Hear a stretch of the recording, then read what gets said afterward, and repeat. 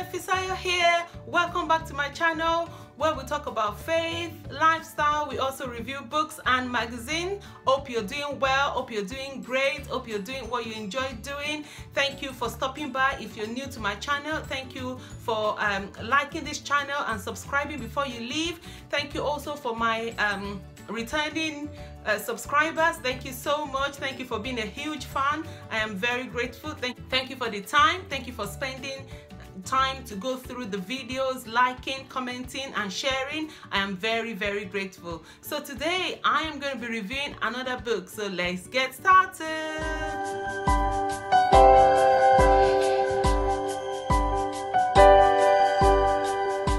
The book I'm going to be reviewing is called What Your Son Isn't Telling You.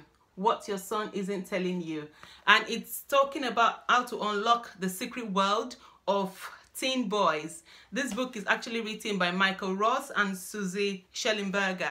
It's a very rich book and you can just keep reading and reading and reading because it's very interesting and captivating.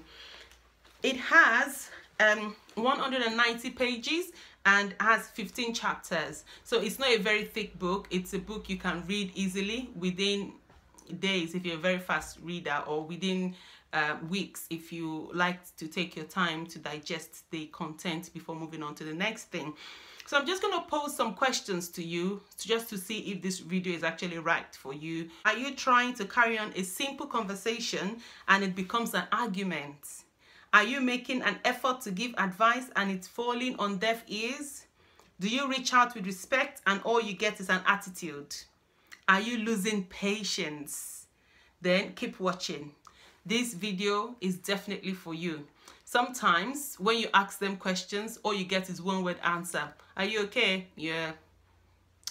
Would you like lunch? Nah. And you can hardly hear what they're saying. It's just so interesting. This teenage years is just interesting. And you know, when you're prepared for it, when you know what to expect, it won't meet you as a shock. If you can speak your son's language, you'll be able to get through to his heart. You speak his love language. Your child's love language, your son's love language here, we're talking about boys, particularly the male gender. Your boy's love language could be talking to them. It could be holding their hands. It could be just finding time and just be quiet while they pour their heart to you. It could be just leaving them alone to work things out for themselves and then come back to you when it looks like they need help. So you just need to figure out their love language. Some children, you have to be very strict with them so you can get them to talk. Some children, you have to take it very easy, very gentle, very patient. You know your child better. You know what works for him. You know what takes him. Some people's love language could be going shopping. So one of your son's love language could be buying something for them. It could be actually giving them money and trusting that they will make the right choices. So look at your son's love language and speak it. That might be a way to get into his heart. Reading this book gives a reassurance that beneath a boy's alien exterior is an amazing, caring, loving young man who has a life full of hopes, dreams. He has fears, he has questions, and as well as a lot of serious thoughts. Look beyond the facade. Look beyond the fact that they are very muscular. They come up with very big chests. They have the six packs, and you're just wondering, this baby of how many years ago now is a big man, taller than you, can even lift you up with one hand. And sometimes you just think, how on earth am I going to be able to get to this boy's heart? How on earth am I going to be able to be that true mom, that person that the boy can rely on? Let's keep searching into this book. Honestly, it's a book I highly recommend if you have teenager boys, or if you mentor any, if you work in a youth group, or if you work in organizations that look after young people. This book is highly recommended for you.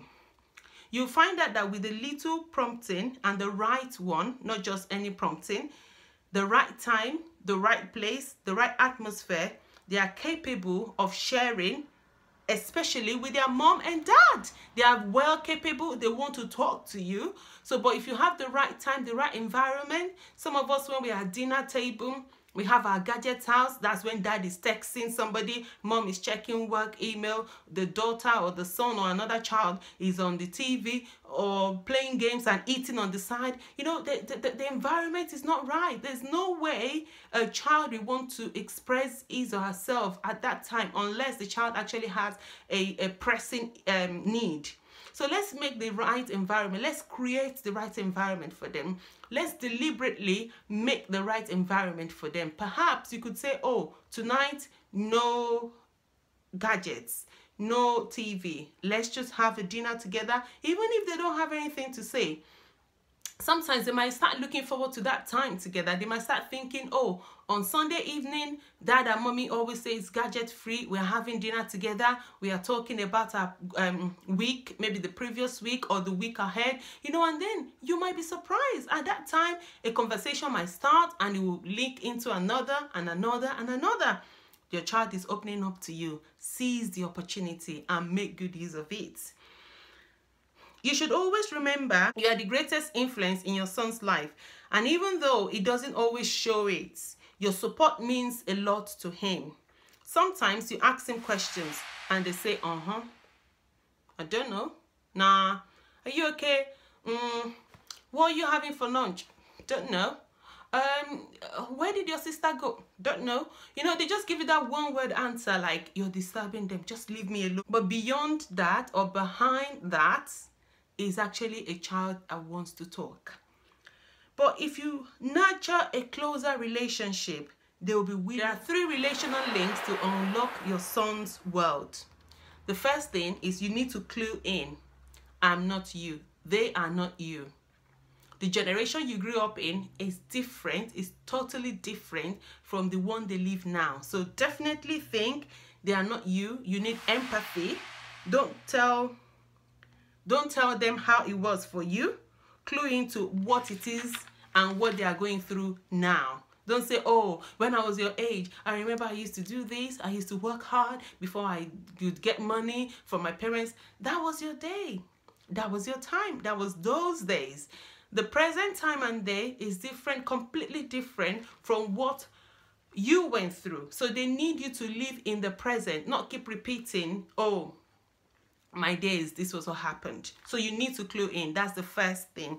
Take an interest in how their current present situation and the world looks and feels, and also try to understand what they are going through. Join cool guys, conform to cool code of always being a tough guy. They shouldn't cry. They shouldn't never show weakness and never express true feelings. That, oh, you're a guy, don't cry. You're a guy, don't fall down. Even if you fall down, when you get up, even if it's painful, don't cry. They are doing pressured to do things like that. So you need to think about the fact that they are going through all this pressure. If you read this book, you'll be able to help your son to navigate such things like confronting bullies, finding their true identities, like battling lust, pornography, abstaining from sex, drinking, steering clear of drugs, and social sin. There are so many things out there that these boys face. And the society, if you don't teach them from home, if you don't help them, if you don't encourage them and you know, inspire them to navigate life, they are going to be taught the hard way from outside. And you'll be surprised. You'll be like, how my son, what happened? When did I lose it? What happened here? You know? So you'll be worried and you keep thinking, what happened? Because you've left it too late or you haven't even done anything at all. And then the society is teaching your son.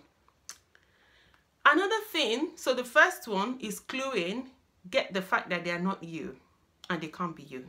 The second one is trust me and I'll trust you. So the boys are actually saying that when we trust them, they will trust us. Trust, even if I stumble. That trust, even if they stumble. Trust is fragile and it's sometimes hard to build, yet it is universally important to every teen guy. Trust them. When they fall, we've all had mistakes, we've all fallen, we've all done dumb things. But what happens? We still pick ourselves up and keep going. When we trust them, we shouldn't say, oh, the last time I gave you some money, you mislaid it, or you spent it anyhow. I'm not giving you any money again. No, give them second chance. Give them a third chance, but obviously with a warning and guidelines that way. Put your feet down. If this happens this time, that's the end. So trust them so much so that they can always feel free to open up to you. It is also the reason why your son would not talk, but we listen to other people, because those other people, whether they are teachers or coaches, they trust them. That's why your son looks like, oh, they are looking out for their next door neighbor, or looking out for their coaches, or looking out for their teachers to speak to them, because they feel mom doesn't trust me, dad doesn't trust me. Your son has every right to be heard. Your son won't listen to you or trust you when you smoke, drink, you lie, you fight, you do drugs, or cheat and tell them not to.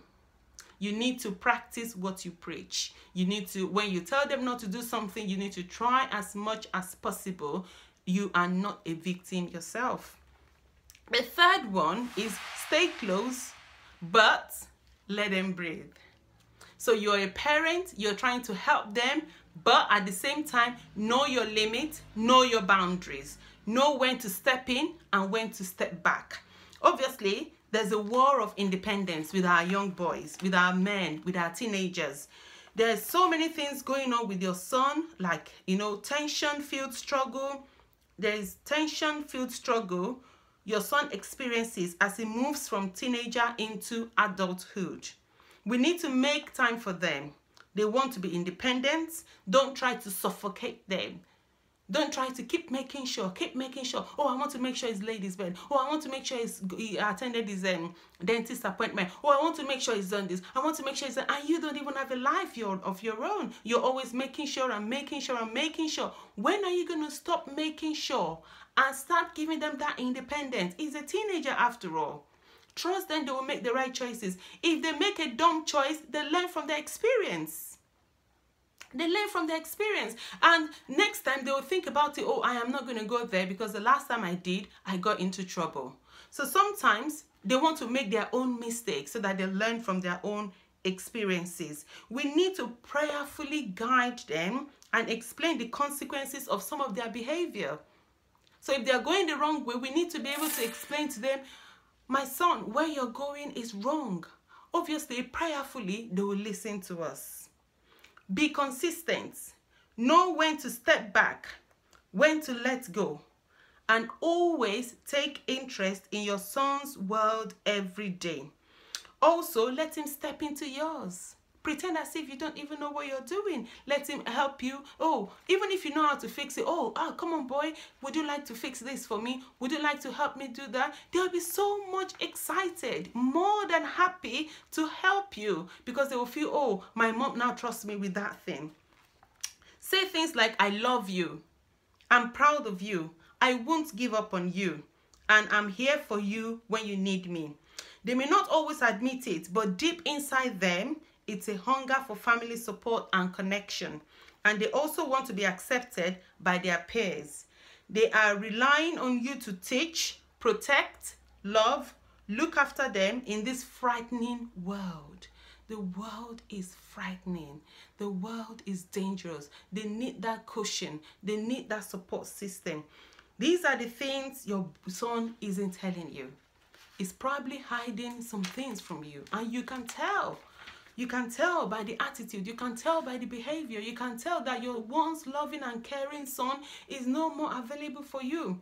If you read this book, I can assure you prayerfully and with other things that you're going to put in place just to help your son, you are going to gain this boy back, because he really loves you, is actually looking out for attention, is looking out for you to be there. And I'm hoping as you take some of these steps, you'll gain your son back and you'll be happy together again. So yeah, thank you very much for listening. That's me done. Thank you very much for staying till this time. Thank you for listening. Thank you for watching. Don't forget to subscribe. Don't forget to like. Don't forget to comment in the section below. Let me know what you've learned or what you think you're doing to help your son, or how you've been able to help your son. Perhaps your son have been a victim of whatever it is. Let us know. Let's learn together. That's what this channel is all about. So yeah, that's me done. Whatever you do, keep going, keep moving, and don't stop. Till I see you next time. Bye.